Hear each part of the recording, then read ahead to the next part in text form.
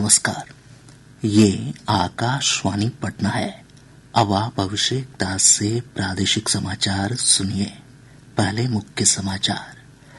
बिहार विधान परिषद के तिरहुत स्नातक निर्वाचन क्षेत्र के उपचुनाव के लिए 47.5% मतदान, मतों की गिनती 9 दिसंबर को। बीपीएससी ने स्पष्ट किया, 70वीं संयुक्त प्रारंभिक प्रतियोगिता परीक्षा में नॉर्मलाइजेशन की व्यवस्था लागू नहीं होगी। छात्रों से किसी बहकावे में नहीं आने की अपील की। आकांक्षी जिला कार्यक्रम के तहत मुजफ्फरपुर जिले को स्वास्थ्य, पोषण और कृषि के क्षेत्र में उत्कृष्ट प्रदर्शन के लिए देश भर में पहला स्थान मिला। और पछुआ हवा की रफ्तार तेज होने के साथ ही प्रदेश के अधिकतर हिस्सों में ठंड में हुई बढ़ोतरी। अगले 2 दिनों के दौरान न्यूनतम तापमान में 2 से 3 डिग्री सेल्सियस की और होगी गिरावट। अब समाचार विस्तार से। बिहार विधान परिषद के तिरहुत स्नातक निर्वाचन क्षेत्र के उपचुनाव के लिए 47.5% मतदाताओं ने अपने मताधिकार का प्रयोग किया। यह पिछले विधान परिषद चुनाव की तुलना में 2.3% अधिक है। मतों की गिनती 9 दिसंबर को होगी। निर्वाचन आयोग से प्राप्त जानकारी के अनुसार मतदान के दौरान कहीं से भी किसी अप्रिय घटना की सूचना नहीं है। उपचुनाव में कुल 18 उम्मीदवार चुनाव मैदान में हैं। इनमें जदयू के अभिषेक झा, राजद के गोपी किशन और जनसुराज के विनायक गौतम प्रमुख हैं। बिहार लोक सेवा आयोग ने स्पष्ट किया है कि 70वीं संयुक्त प्रारंभिक प्रतियोगिता परीक्षा में नॉर्मलाइजेशन की व्यवस्था लागू नहीं होगी। आयोग के सचिव सत्य प्रकाश शर्मा ने कहा कि कुछ लोग इस संबंध में अफवाह उड़ा रहे हैं। उन्होंने कहा कि विज्ञापन में भी इस तरह की व्यवस्था का जिक्र नहीं था। श्री शर्मा ने छात्रों से बिना किसी बहकावे में आए अपनी तैयारी पर ध्यान देने की अपील की है। इस बीच आयोग ने कहा है कि कल से परीक्षा के लिए छात्र अपना प्रवेश पत्र डाउनलोड कर सकते हैं। आकांक्षी जिला कार्यक्रम के तहत मुजफ्फरपुर जिले को स्वास्थ्य, पोषण और कृषि के क्षेत्र में उत्कृष्ट प्रदर्शन के लिए देश भर में पहला स्थान मिला है। नीति आयोग द्वारा अप्रैल से नवंबर महीने के लिए जारी रैंकिंग में जिले को वित्तीय समावेशन में तीसरा स्थान मिला। वहीं बेगूसराय जिले को शिक्षा के क्षेत्र में बेहतरीन काम करने के लिए अगस्त महीने में देश भर में पहला स्थान मिला है। केंद्र सरकार ने कहा है कि 3 किलोमीटर की परिधि में डाकघर खोले जाएंगे। आज राज्यसभा में पूरक प्रश्नों के उत्तर में संचार राज्य मंत्री चंद्रशेखर पेम्मासानी ने कहा कि पिछले 10 सालों में 10,500 से अधिक नए डाकघर खोले गए। इनमें से 90% ग्रामीण क्षेत्रों में हैं। उन्होंने कहा कि नए डाकघरों में से 5,000 से अधिक वामपंथी उग्रवाद प्रभावित क्षेत्रों में हैं।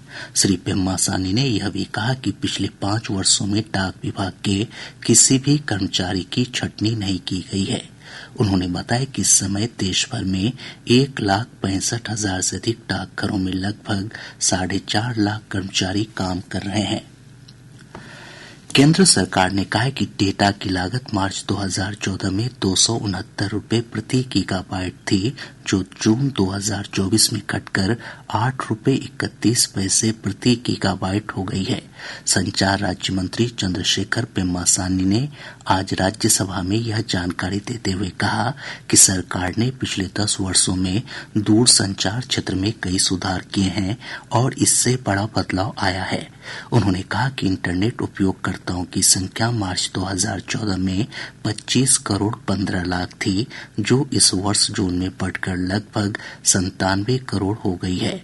उन्होंने कहा कि भारत ने दुनिया में सबसे तेजी से 5G सेवाओं की शुरुआत की है। नगर विकास और आवास मंत्री नितिन नवीन ने कहा है कि पटना मेट्रो के पहले चरण के तहत मेट्रो ट्रेन का परिचालन अगले वर्ष 15 अगस्त से पहले शुरू हो जाएगा।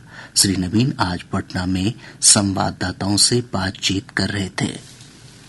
तो मैंने शुरू से इस पर कहा था कि हम लोग उसकी समीक्षा कर रहे हैं और हम लोगों ने जो अंतिम समीक्षा किया उसमें हम लोग को ये उम्मीद पूरी हो गई है कि हम लोग 15 अगस्त के पूर्व पटना मेट्रो को चालू कर पाएंगे, जो हमारा प्रायोरिटी कॉरिडोर है, और उसके तहत हम लोग काम कर रहे हैं। और हम उम्मीद करते हैं कि जो पहला फर्स्ट फेज जो प्रायोरिटी कॉरिडोर बनाया है, तो जनता को हम लोग 15 अगस्त के पहले दे पाएंगे। राजस्व और भूमि सुधार मंत्री डॉक्टर दिलीप कुमार जायसवाल ने आज पटना में विभागीय अधिकारियों और कर्मियों के लिए कैथी लिपि प्रशिक्षण पुस्तिका का विमोचन किया। डॉक्टर जायसवाल ने कहा कि इस पुस्तिका में कैथी लिपि से संबंधित सभी जानकारियां उपलब्ध हैं। उन्होंने कहा कि इससे कैथी में लिखे दस्तावेजों को समझने में सहूलियत होगी। गौरतलब है कि भूमि सर्वेक्षण में आ रही परेशानियों को देखते हुए राज्य सरकार ने कैथी लिपि में पुस्तक के प्रकाशन का फैसला किया था। प्रदेश के सरकारी अस्पतालों में इलाज कराने वाले 89% मरीजों का भव्या पोर्टल पर हेल्थ रिकॉर्ड तैयार कर लिया गया है। स्वास्थ्य विभाग द्वारा जारी रिपोर्ट के अनुसार मरीजों का हेल्थ कार्ड तैयार करने में मुंगेर जिला पहले स्थान पर है, वहीं भागलपुर दूसरे और बांका जिला तीसरे स्थान पर है। प्रदेश में पिछले वर्ष नवंबर माह की तुलना में इस वर्ष नवंबर महीने में 12% अधिक जीएसटी का संग्रह हुआ है। वाणिज्य कर विभाग से प्राप्त जानकारी के अनुसार नवंबर महीने में 1561 करोड़ रुपए संग्रह किए गए हैं, जो पिछले वर्ष इसी अवधि की तुलना में 173 करोड़ रुपए अधिक है। केंद्र सरकार ने सोशल मीडिया पर चल रहे उस दावे का खंडन किया है जिसमें कहा जा रहा है कि सरकार 18 से 65 वर्ष की महिलाओं को निःशुल्क सोलर आटा चक्की मशीन देगी। पत्र सूचना कार्यालय की फैक्ट चेक इकाई ने इस खबर को पूरी तरह फर्जी बताया है।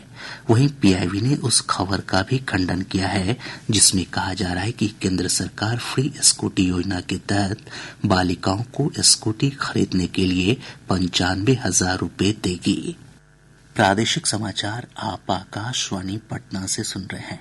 ताज़ा समाचारों के लिए आप हमारे एक्स हैंडल AIR News _ पर जा सकते हैं।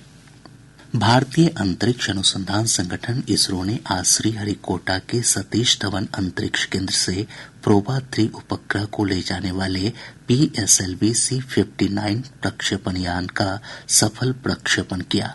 प्रक्षेपण यान ने श्रीहरिकोटा से शाम 4:04 पर उड़ान भरी। इसरो के अनुसार PSLV C-59 उड़ान भरने के 18 मिनट बाद अपनी निर्धारित कक्षा में पहुंच गया और उसने 545 किलोग्राम वजन के 2 उपग्रहों को पृथ्वी से 6 किलोमीटर ऊपर सफलतापूर्वक स्थापित कर दिया। ये दोनों उपग्रह सूर्य के बाहरी वातावरण का अध्ययन करेंगे। सुपौल के त्रिवेणीगंज थाना का स्थानीय लोगों ने घेराव कर पथराव किया। हमारे संवाददाता ने बताया कि लोग थाना अध्यक्ष पर रिश्वत लेकर काम करने का आरोप लगाते हुए उग्र प्रदर्शन करने लगे। बेकाबू भीड़ पर काबू पाने के लिए पुलिस ने बल प्रयोग किया। इस दौरान दोनों पक्षों के बीच जमकर पत्थरबाजी भी हुई।